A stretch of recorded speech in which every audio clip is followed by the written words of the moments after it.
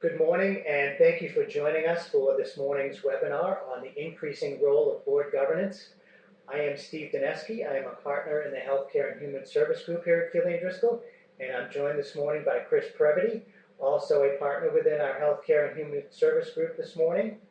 And taking a look at our desire to put together this webinar this morning, we certainly took a look at some of the things that have been significant to operations for nonprofit organizations over the last few years. We also wanted to take a look at some of the best practice elements that can assist you as board members in carrying out your governance role. And we've looked to a couple of different things, again, some of the experiences that we've had with our clients, some of the current events going on in the current nonprofit environment, as well as some inquiries that we've had actually from the Massachusetts Attorney General a little over 6 months ago, where they asked us to come in to a client group and give them some background on best practices for board governance and board education. So it really got us thinking in terms of the things that we could bring back to the general nonprofit audience that would, again, assist you in fulfilling your role as governance members within the organization. Essentially, it's taking a look at best practices on the accountability side of things to ensure that you, again, protect the resources of those nonprofit organizations and fulfill your role as board members. And we've essentially seen those best practices take place from those boards that are significantly involved in the operations and the overall governance of the organizations. Those where we see a little bit of a hands-off and a laissez-faire attitude have been those organizations where difficulties have arisen with regard to the utilization of resources and the fulfillment of that mission for the organization. So hopefully we've put together some of the elements that will be significant to your best practice implementation within your organizations. And certainly if we don't cover any of those topics, feel free to reach out to us with any of your questions. The elements that we'd like to go over today is accountability and guidance for the boards, some of the responsibilities for those board members that are out there, some of the best practices, and how that would translate to different elements, particularly with regard to the operating environment that your organizations are in, how you deal with management, senior management and board interaction is a key element to the success of many organizations. Also with regard to how boards may interact with outside advisors, whether they be consultants, legal counsel, or your auditors. Financial management, an element of financial sophistication is a kind of a required element now with regard to a board composition. And then finally, enterprise risk management, which kind of translates away from the typical financial management and overall operation of an organization to the other elements that could be significant to the success of an organization and how it can address those risks that could pop up from the operating environment. So with that, the first item that we have, as I mentioned, accountability and guidance, essentially looking at where it comes from, a couple of different sources. At the Massachusetts level, the regulations are promulgated and enforced by the Public Charities Division of the Office of the Attorney General. Essentially, corporations are organized under Chapter 180, Charitable Corporation Statute, which essentially cites a variety of different reasons for which an organization could be a public charity, whether it be civic, educational, charitable, religious, scientific, healthcare, medical, athletic. Again, a variety of different elements to that Chapter 180 legislation. And then on the federal side, exempt organization statutes are essentially promulgated and enforced by the Internal Revenue Service, looking at 501A of the Internal Revenue Code, which provides a tax-exempt status for organizations that are described in Section 501C of, again, the Internal Revenue Code. One of the things that took place a few years ago in looking at that enforcement perspective from the Internal Revenue Service was a significant revision of the IRS Form 990. And what that did was significantly expand the questions that were asked of exempt organizations with regard to how they operate, their governance documents, the transparency of the information that they provide in terms of regulatory filings and their organizational documents, and essentially, adding an element of enforcement to the Internal Revenue Service, cadre of things that they have to take a look at charitable organizations to ensure that they are, in fact, fulfilling that charitable mission. Essentially what happens with those, regulatory elements is that they basically need to translate to the overall good governance policies that an organization would have.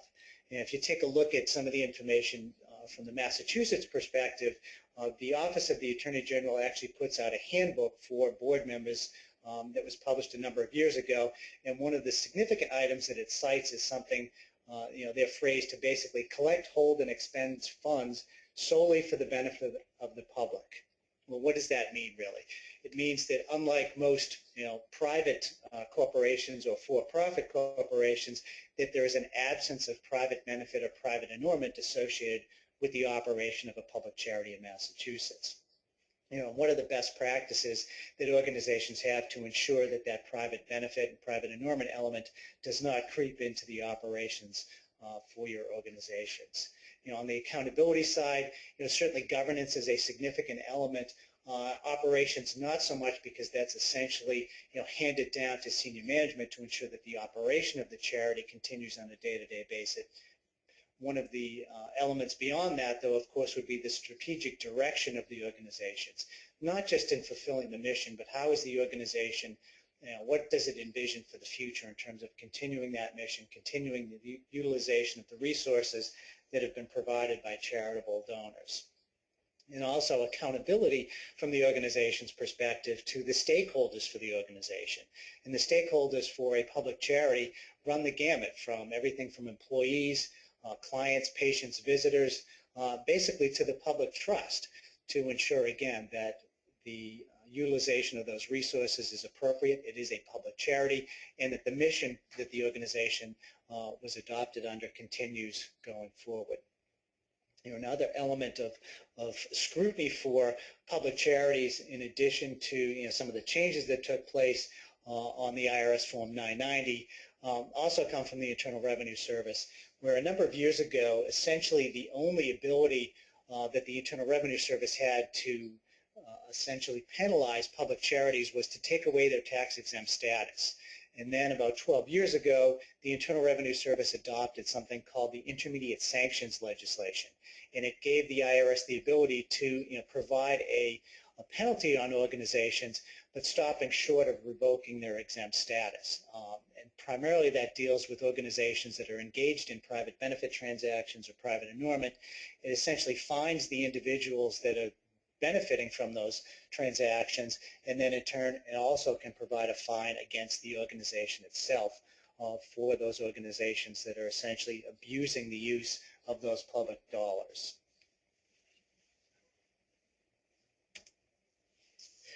Continuing on the accountability and guidance side of things, certainly, as those items translate now into the actual activities and composition of a board, one of the items that's significant for a board is the diversity of the board. Backgrounds, educational experience, expertise in different areas that can assist the organization in fulfilling its charitable mission. Once you take a look at the expertise of the individuals on the board, it begins to fill out the different committees that the organization has from the board perspective, whether it be the Finance Committee, Development, Investment Committee, or Strategic Planning. Organizations should be looking for individuals that can fulfill those different elements to ensure that the organization is the best armed with regard to those overseeing its governance, to continue being successful in the current operating environment. Well, how does an organization get there? How does it ensure the diversity of its members as well as the sufficient expertise of those individuals? And it really comes through the nomination process as well as a term limit process. The nominating process, hopefully is bringing forth from existing board members and perhaps senior management individuals that can provide those resources to the organization to ensure that it doesn't become essentially, a club for closed individuals, an insider club, which could then really present the opportunity for private benefit and private annulment taking place within the organization. And term limits essentially ensure that the organization doesn't become stale in how it's operating and how it envisions its future and how it envisions the satisfaction of its charitable mission. Independence, certainly independent board members are what an organization should strive for. Those that are free from outside influence, whether it be business relationships or family relationships that may exist with individuals within the organization. An independent board member, by all statutes, whether it's the Attorney General or the Internal Revenue Service, provides the best perspective from an organization in terms of fulfilling that charitable mission. The organization also needs to consider the size of the board. Depending on the size of the organization, a small board may be best suited to ensure that the organization is continuing its success, whereas for a larger organization, more members would be needed to fill out those committees, again, whether it be finance, development, strategic planning, to ensure that the organization does have the resources in place. And finally, a significant element to the composition and really, action of a board and its diversity would be a conflict of interest process. One that is actually asked in the Internal Revenue Service Form 990 of whether or not the organization has a conflict of interest policy. It is a best practice for organizations to adopt and utilize on an annual basis a conflict of interest questionnaire so that any individual on the board and really even at senior management level could disclose anything that could present an independence violation with regard to the organization's operation. And as with any policy, the internal controls associated with the conflict of interest need to be present to ensure that it's not just a process that the organization fills it out and files it on an annual basis. It is a document that should be reviewed on an annual basis as well to ensure that anything that's disclosed is addressed appropriately. We had a client a number of years ago that went through and filled out a conflict of interest form and basically filled out the fact that there were no conflicts when in fact we as auditors knew that this particular board member was providing significant services to the organization. And I think perhaps the board member didn't do it intentionally, but just an oversight as part of the process. But it was something that was picked up upon the review process. So again, significant as with any policy that once it's implemented, it does need to be monitored and reviewed on an annual basis to ensure that it's doing what it's supposed to be doing. One of the other significant elements to board member composition as well as the operation of the board is how the board operates and how it documents the actions that it's taking. The next few items that we've included on this slide are questions that come from the IRS Form 990. And the Internal Revenue Service wants to know whether or not there is documentation of the meetings and the actions that are taken. It also wants to know whether or not there's been any delegation of management responsibilities from the organization. So if there is no senior management individuals within the organization, has that role been delegated to a management company? It also is significantly interested in the transparency of the organization. How does it make that information available to the public? Certainly the 990 is available from the Attorney General's website as well as some other sites, GuideStar being a principal example. But also, how does it make its governing documents available? How does it make its financial statements available? How does it make its application for exempt status available? The more of this information that the regulatory bodies see, give them a better indication of the transparency of the organization and its willingness and its desire to comply with all the regulations governing a public charity. One of the areas that's particularly ripe for review right now from both the Attorney General's perspective as well as the Internal Revenue Service perspective is fundraising activities. And there are questions in both the 990 as well as the Public Charity PC form dealing with fundraising, Schedule G and Schedule M on the IRS side, and then a couple of different questions on the Attorney General form.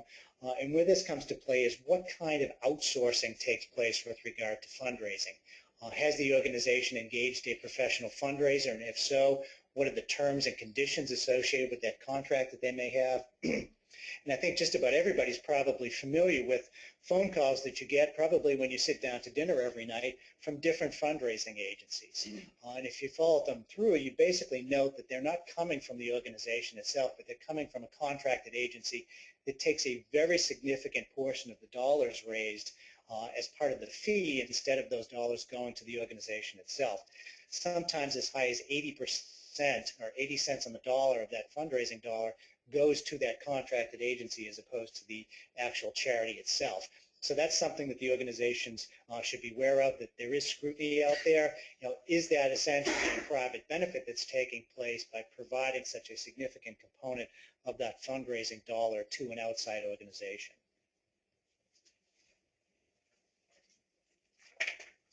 A few other elements with regard to board members now, spinning over a little bit now in terms of specific responsibilities. If you take a look at the sources that are put out by the Internal Revenue Service, the Attorney Generals of various states, they cite these next few items: the duty of care. and that was acting with such care as an ordinary prudent person would employ in their position. Are they acting in the best interest and good faith for the organization to, again, ensure the success of the organization and the fulfillment of its charitable mission? It focuses on the actions taken by the board rather than the results. And I think we all know that, certainly the results, are not always as intended within organizations, but if the individuals are acting in the best faith of the organization, then their duty to the organization could not be questioned. Similar to that is the duty of loyalty, board members exercising powers in the interest of the organization, once again, staying away from anything that could be construed as being private benefit or private annulment. And that's where the concept, again, of independence comes into play significantly to ensure that independent members of the board are acting in the best interest of the organization rather than anything that potentially could benefit them, family members, or friends as part of the process. And then finally, the duty of obedience, which translates over onto the regulatory side of things of complying with applicable federal, state, and local laws with regard to the organization, adherence to its bylaws, its original mission, and fulfilling all those corporate regulatory requirements that are put upon a public charity in the Commonwealth of Massachusetts. The overall fiduciary duty is to the organization and to its resources, protecting those resources. Well, what are the ways that board members can actually go about doing that? First and foremost, it's understanding the organization. What is it that the organization is doing? What is the clientele that is being served? What is the composition of management within the organization? What is the composition of the workforce within the organization? Where has it been and where is it going? What is the vision for the organization's mission going forward? There's been a number of mergers and acquisitions that have taken place in the not-for-profit world. What is it that the organization is going to do to continue providing the services that it's provided and fulfilling its mission? Does it in fact include anything where it might be partnering or affiliating with any other organizations going forward? So it's a key element for board members to understand that history as well as what the future holds for the organization. And how does somebody go about doing that as a new board member? Some of the things that you can take a look at is certainly the information resources available within the organization. First and foremost, the Articles of Organization. That's the document that's filed with the Commonwealth of Massachusetts. The Office of the Attorney General ultimately would receive that Articles of Organization to substantiate its public charity status, the bylaws of the organization, and then the organizational chart is going to provide an identification of how the organization is structured. Where are the lines of accountability? Where are the lines of authority to ensure that the organization, again, continues its mission and successfully fulfills that mission? What kinds of policies and procedures does the organization have in place to ensure that not only does it adhere to internal controls that may be in place to ensure the protection of its resources and the safeguard of the mission, but how is it that the organization goes about its business? What different service lines does it have, and what kinds of procedures are in place to ensure that those service lines don't deviate from where they're intended to be according to the bylaws of the organization? And then finally, with regard to the informational resources, the actual regulatory filings that the organization has. The IRS Form 990 provides not only a list of questions regarding the actual programs and services that the organization provides, but it also provides financial information, balance sheet, as well as statement of revenues and expenses for the organization. It provides disclosure of other board members, compensation for senior management, compensation for the highest paid employees within the organization. And similar to the 990, the Form PC has information along those same lines with regard to the mission of the organization and the utilization of the resources within the organization. And then finally, another one that's of course near and dear to our hearts as auditors is the audited financial statements. In addition to financial position and results of operation, the audited financial statements really should tell the story of the organization, and that takes place within the footnotes in the financial statements. First and foremost, that first footnote should provide an overview of the organization and essentially its justification for an exempt status. And then, of course, the rest of those footnotes are detailing out how the organization conducts its business and how it records the different accounts and transactions included in the financial statements. But it does give a great background on the organization as well as that financial information that would be significant to board members in their fulfillment of their responsibilities. Aside from the basic elements that I just mentioned, what is it that a board member needs to commit to in terms of its loyalty to the organization, that duty of loyalty? Certainly you want to know what the time commitment is that's involved.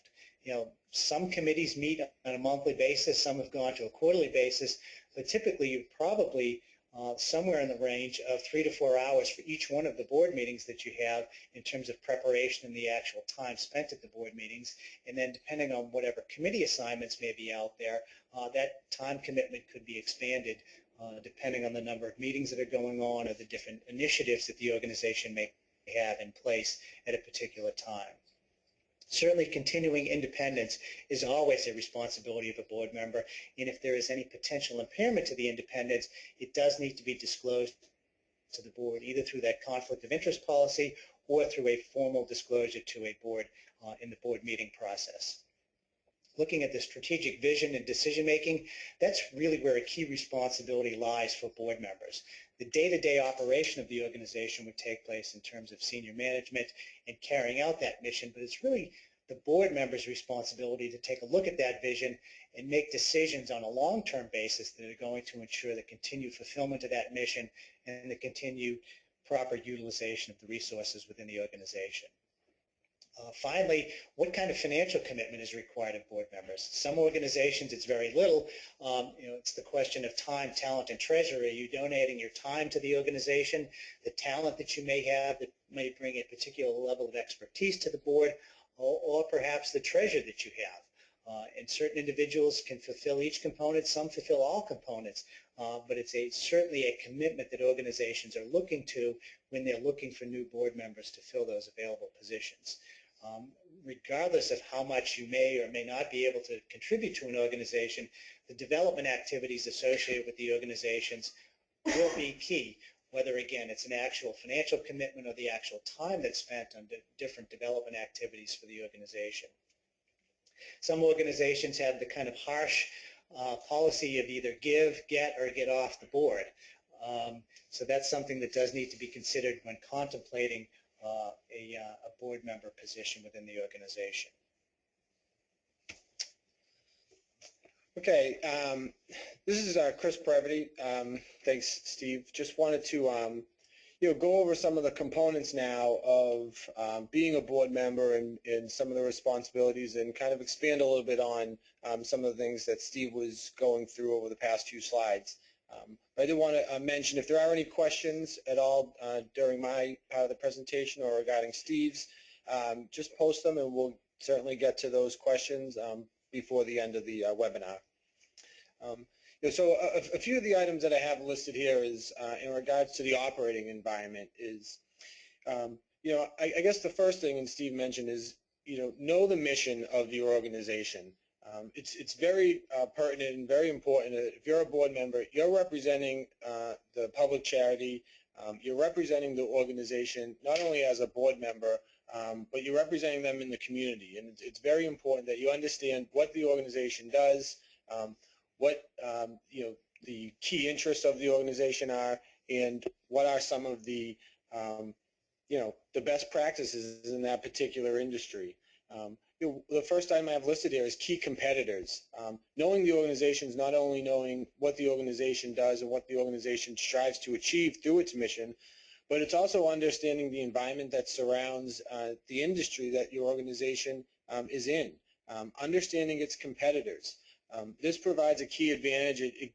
It also allows you to have some knowledge on what those competitors may or may not have implemented as best practices. Depending on the size of the organization or the type of the organization, your competitors may be leaps and bounds ahead of your organization, and you may be able to learn something from the way they comport themselves, or the way they run certain programs or fundraising events. And so knowing your competitors is key, not only who they are, but how they operate. You can bring ideas. The purpose of board meetings, whether they be monthly or quarterly, semi-annually, however often they occur, but it's to bring knowledge sharing ideas, best practices, do's and don'ts to a forum so that the organization you're representing can grow and prosper and learn from those things. Community interaction in relationships. This is key. And again, it all depends on the type of organization, but the more you're involved in the community and the more your relationships grow, whether it be politically, socially, you're spreading the word, and you're increasing the brand of your organization. The stronger the brand your organization has, the better chance it has to grow endowment, the better chance it has in fundraising efforts.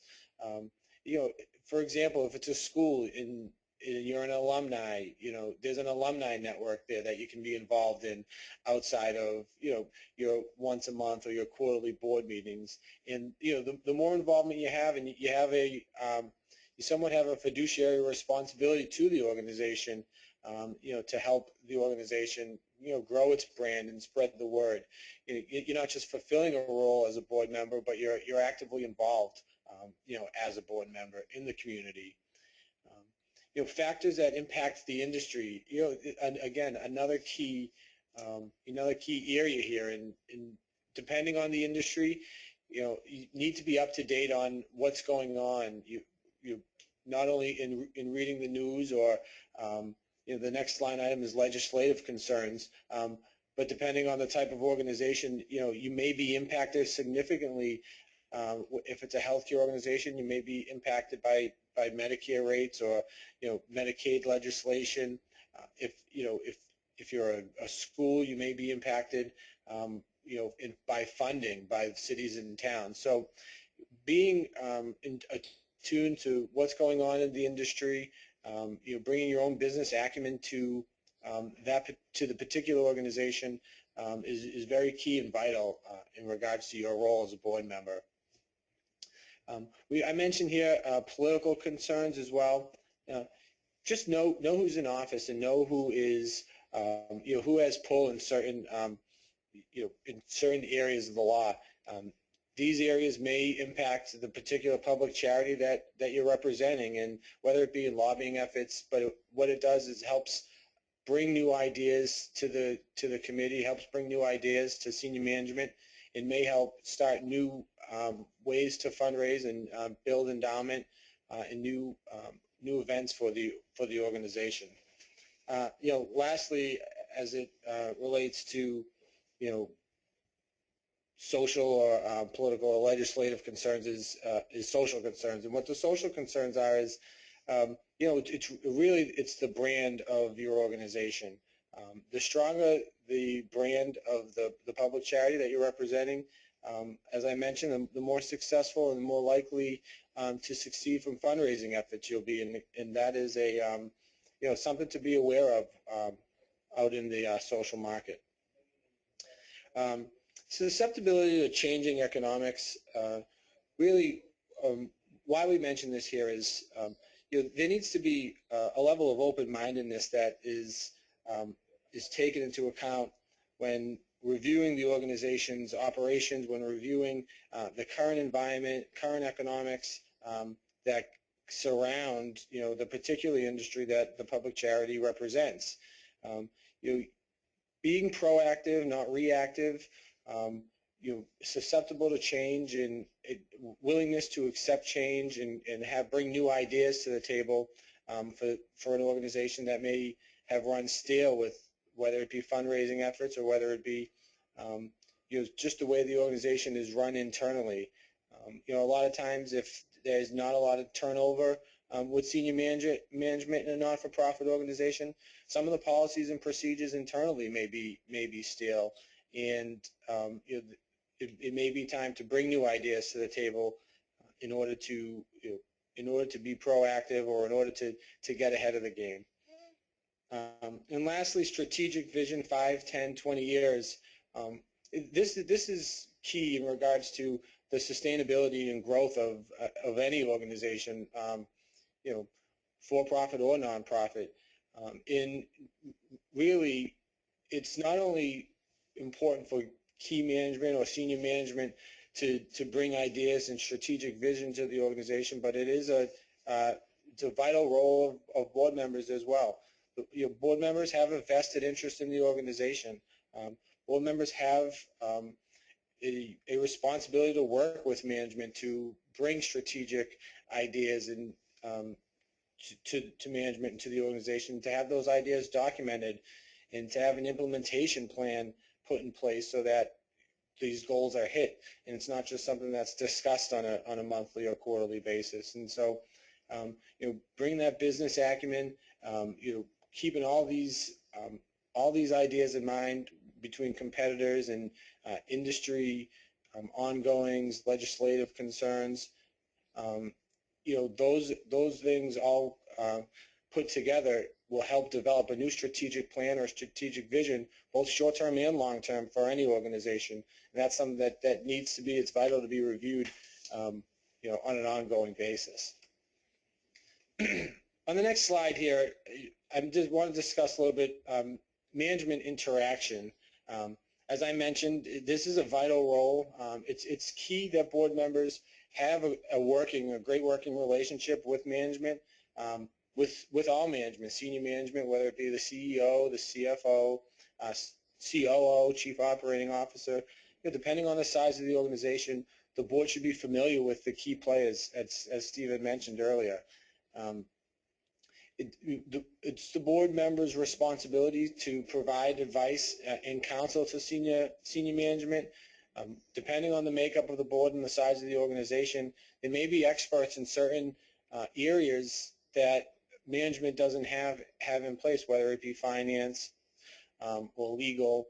And that expertise in business advice needs to be delegated down to management or discussed with management.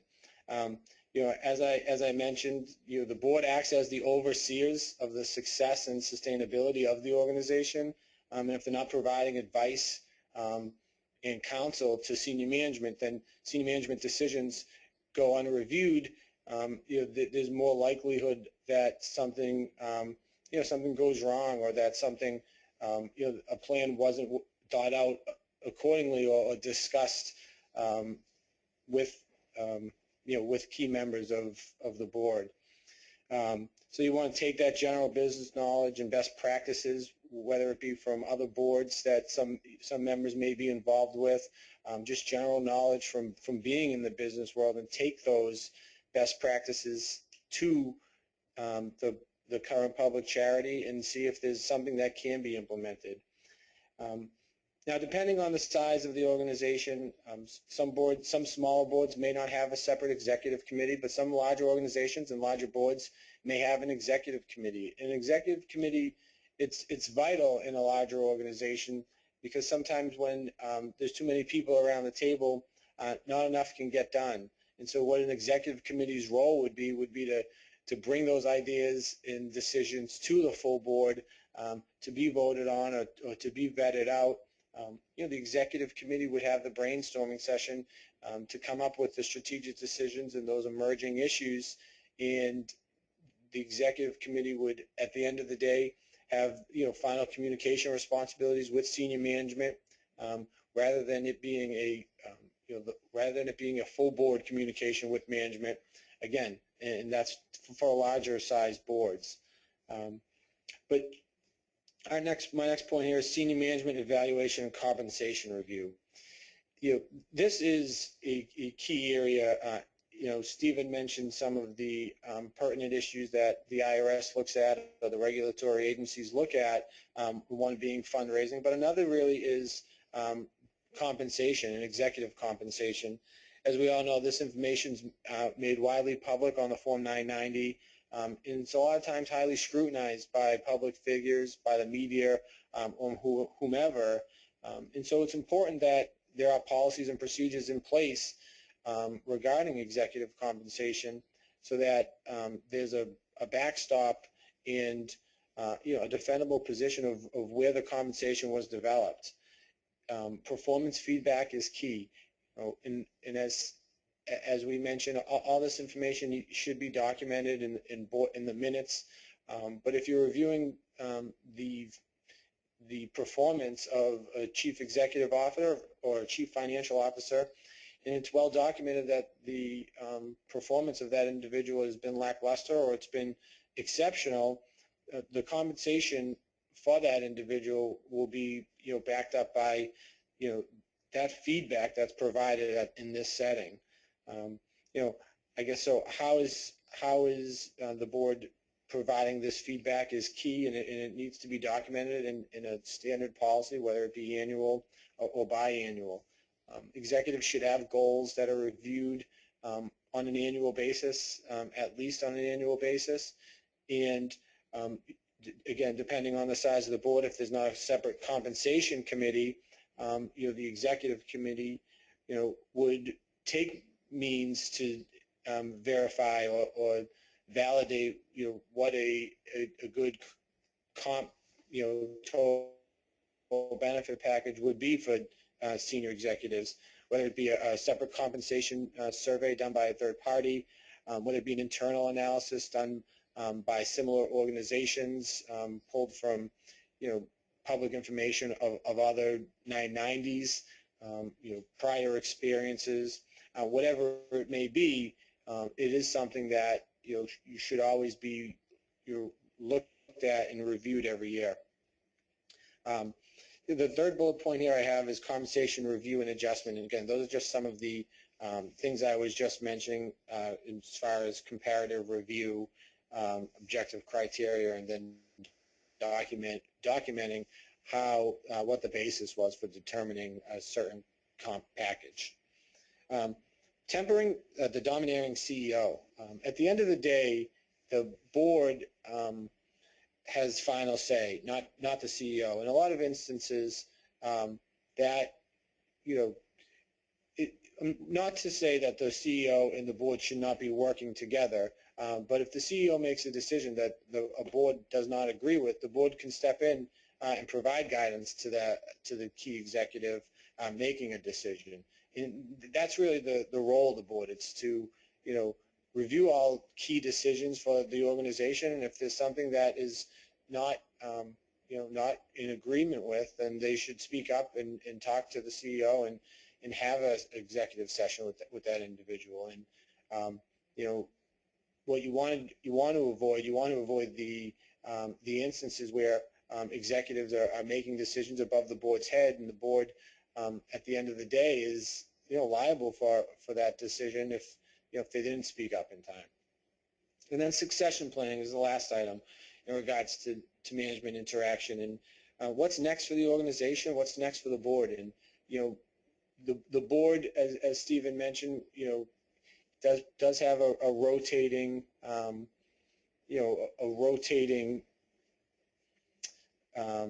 number of individuals that come on, whether it be a new board president or a new treasurer. But management may be in place for an extended period of time, and depending on the age and the intentions of senior management in an organization, it's important that the board always have on the agenda, what's next for us. When Mr. CEO leaves, if he leaves in 2 years, who's stepping in? You want to make sure there's no speed bumps along the way. There's no roadblocks that we won't be able to get around that will kind of prohibit the organization from continuing its growth or its success. Okay, the access to advisors, and although we're auditors, I'm not just talking about auditors here, but also this is something that's near and dear to our heart, because we love speaking to board members and audit committees or compensation committees, because we can get an understanding of how the organization's doing. When we speak to the lifeblood of the organization, those decision makers, and it's very important for us, not only because the auditing standards require us to meet with the board, at least twice a year, but if we're not doing our jobs and we're not getting a complete understanding of how things are going within the organization. So audit interaction is key. If you're not meeting with the auditor and the organization's getting an audit, you should demand it, because it is something that's required. It's mandatory, as I mentioned, but the board should understand what the audit plan is, where the risk areas are. It's not the board's responsibility to, make journal entries or, understand every single accounting transaction that occurs. That's the auditor's responsibility, and the board should be having some discussion with the auditors before the audit and after the audit in case there are any issues that were discovered. Those are the areas, those are the instances where those would be communicated to board members. So it is very important that the board does have some interaction with the auditors. It's also an education session for the board. Fill me in from an accounting standpoint. What are the new standards that are in place? What are the key areas that are going to impact my organization, whether it be cash flow or operating results or, strengthened balance sheet? Give me a high-level summary. And it's a validation as well against, what you've been reviewing on an annual basis or a monthly basis from management. Are the numbers that management are providing to me, have they been accurate? And, can I rely on them when management gives them to me on a monthly basis? That's our job as auditors, and I think it's board's responsibility to make sure that the numbers they review monthly are accurate. The same goes for organizational counsel. Outside attorneys, is there any pending litigation or sensitive issue, high-risk areas coming down the pike that we should be aware of? They should have some communication with outside attorneys. Whether it be a brief conference call or it won't be probably as formal as it is with your auditors because there's no requirement for the attorney. However, it's a key risk management area for the board to be aware of. Anything that is going on from a legal standpoint surrounding your organization. And then the last thing is advisors and consultants. What are the strategic initiatives that have been voted upon or that have been discussed at the board level, and who did we hire to perform that initiative, and are they on pace with what we've discussed? And if not, is it a plan that needs to be altered or changed? By meeting with the advisors and consultants, or at least getting updates from them when there are outside initiatives going on, that allows the board member to have a pulse on not only cost of a particular project, but have a pulse on the road that the particular initiative is going down. Perhaps the board member can provide some expertise that they already have in regards to a particular area as well. So when you're communicating with the outside advisors, the board members can make a significant impact on the organization. And then the last item I wanted to discuss was financial management, and it's the next 3 slides. But as I mentioned earlier, it's not expected of a board to be able to audit the monthly numbers that they review and understand that, there may be an adjustment that needs to happen here. Board members shouldn't have to do that. When an auditor comes in at the end of the year, there technically shouldn't be any adjustments. And if that's the case, then a board member can be happy knowing that the monthly financials they have received have been accurate and not misleading. And so I guess that's the first point I wanted to make out. But in regards to financial management in the internal control environment, it's very important that the board is involved from an oversight standpoint. They can not only safeguard the resources of the organization, but they ensure that the financials are accurate, that there's no misstatement or fraud in the financial statements just by being involved. Oversight over transactions, sign-offs over on large checks over X dollar amount, sign-offs on executive expense reimbursement, things such as that go a long way in an organization, no matter the size, to assure accurate reporting and compliance with all laws and regulations. And the financial risk management and specific controls, policy, and procedures, those all really go hand in hand. Some of the things that we recommend some boards do on a monthly or quarterly basis is review a vendor listing, total expenditures listed by vendors in descending order, and is there anything that appears out of the ordinary? It's a very simple report to run for management. and it may be very easy for a board member to pick something out, or why are we using Joe the plumber when we've always used Sal the plumber? These types of things may pick something up, and a board member can provide get a level of comfort knowing that our expenditure process, or that our expense reimbursement process is not out of control when they're involved.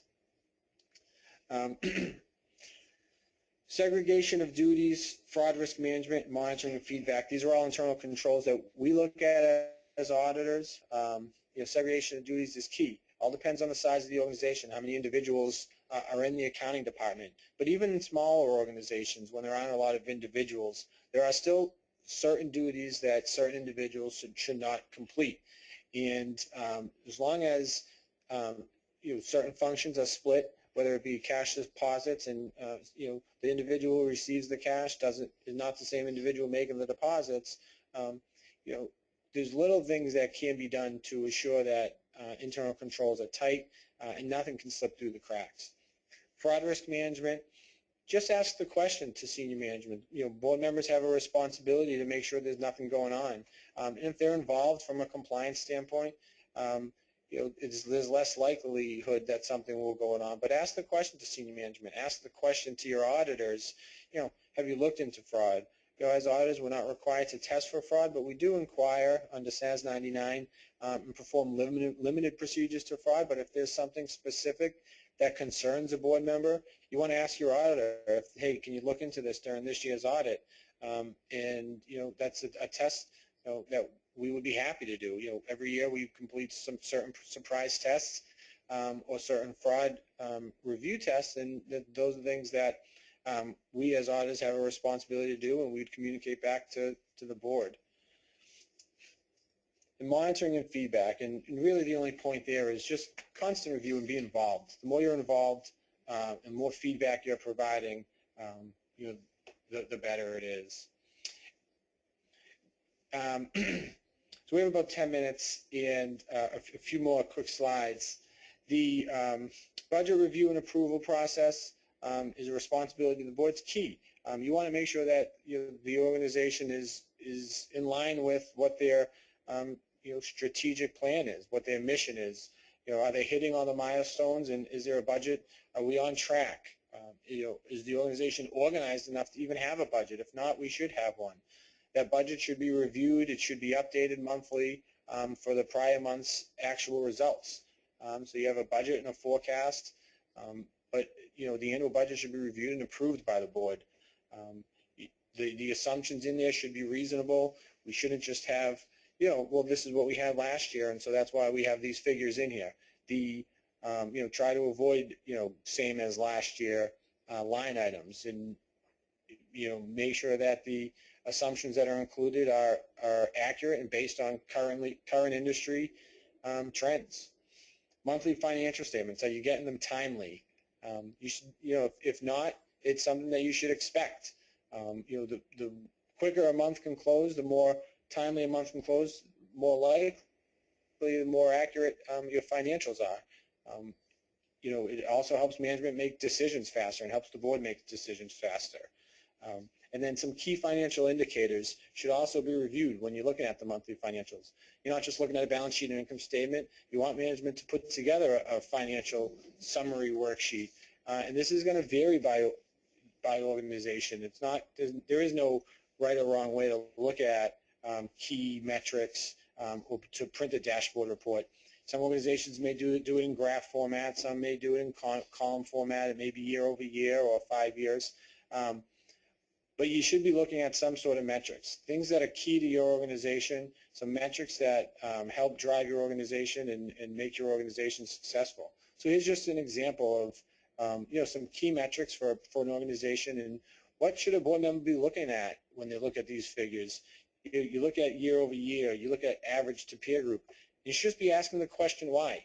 Management should be able to answer why certain trends are trending the way they are, or why accounts receivable days are up 7 days, or why are we higher than industry average by 8 days. There may be a perfectly reasonable explanation.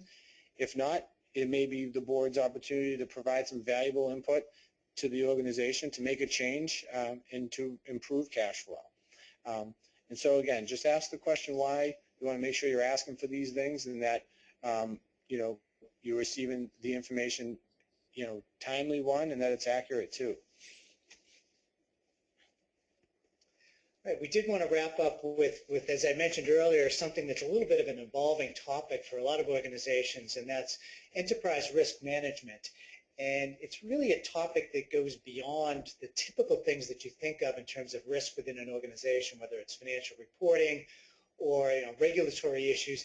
It speaks to the entirety of the organization and the things that could have a negative impact on the organization and really its ability to survive going into the future.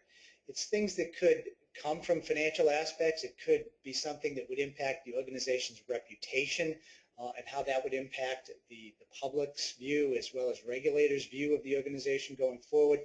It could stem from a legal issue, whether it's a civil issue or a criminal issue involving the organization or insiders and stakeholders within the organization. And it could involve compliance issues, regulatory compliance, compliance with terms and contracts, whether it's governmental auditing and reporting issues. But it's all those things that are typically kind of outside what you would usually think of in terms of risk within an organization.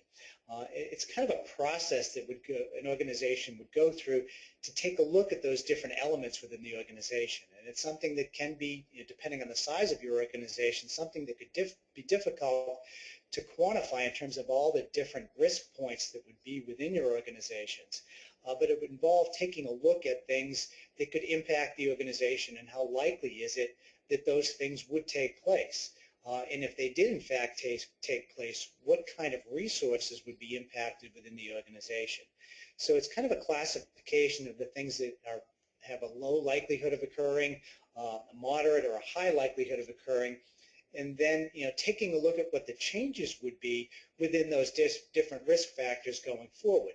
It's really a continually evolving process of what could impact an organization because, as I think we all know, certainly operating environments change on a weekly, monthly basis. Regulatory things change on an ongoing basis as well. And what are the things that could impact the organization from an entire operational perspective? Just as you look at your organizations now, most of you have an IT disaster recovery plan in place. Well, what's that disaster recovery plan for the organization as a whole? And I think if you look at it from that perspective, it gives you an idea of the breadth of the topics that could be involved in looking at what could impact the organization. Again, it could be something that involves employees, clients or patients, natural disasters or civic emergencies. Just think back, to last year. Think of any organization that may have had a residential program in the Watertown neighborhood. What kind of impact and what kind of risk do you think took place from that lockdown that took place within all those neighborhoods in Watertown? What was the risk to the consumers? What was the risk to the organization? Certainly it's something that I don't think any of us ever could have imagined what would have taken place over those few days, back in April of last year. But those are the types of things that an organization needs to look at, and what kind of plan would you have in place to address those things if they do take place? There's no way to mitigate the things that can happen, but there's certainly a way to mitigate the impact of those things that could take place within an organization. And I think if you look at it from an overall organizational perspective in these evolving risks and begin the process of looking at them, assigning responsibility for the different areas, whether it be to subcommittees of the board or to different management groups, it gives you a better idea of how to address these things and perhaps implement some policies and procedures that could minimize the impact to the organization's overall viability going forward. Well, that wraps up the elements that Chris and I had for you this morning. We certainly appreciate you joining us, taking time out of your day. If you do have any questions, please feel free to get in touch with us. Our phone number is on that last slide there, main number of 617-742-7788, or you could also get us at our toll-free number of 888-875-9770. Again, thank you for joining us and have a good day.